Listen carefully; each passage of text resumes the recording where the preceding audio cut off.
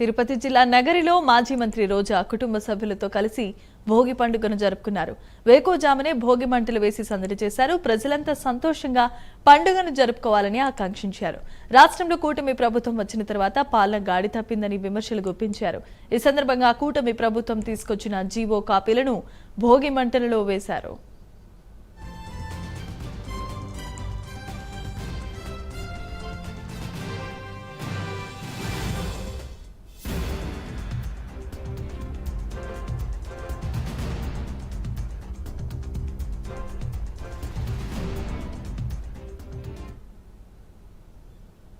తెలుగు ప్రేక్షకులకి వైఎస్ఆర్సీపీ కుటుంబ సభ్యులకి మా అభిమానులకి వెల్ విషర్స్ అందరికి happy Bhogi, happy Sankranti and happy Kanuma.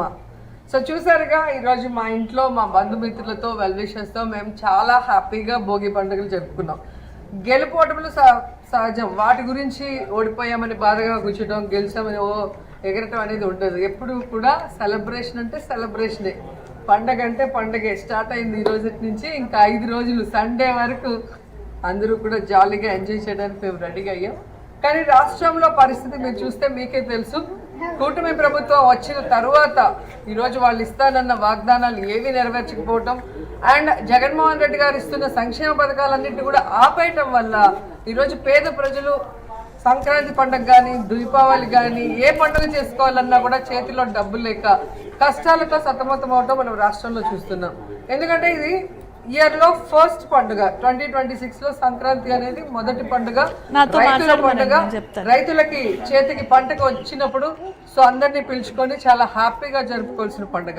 కానీ ఈరోజు వాళ్ళకి ఫైనాన్షియల్ సపోర్ట్ కానీ రబీకి లేకపోవటం, ఇస్తానన్న 20,000 సంవత్సరాలకి ఇప్పటికి 40,000 ఇవ్వాల్సి ఉంటే 10,000 ఇచ్చి చేతులు దుడుపుకునేశారు.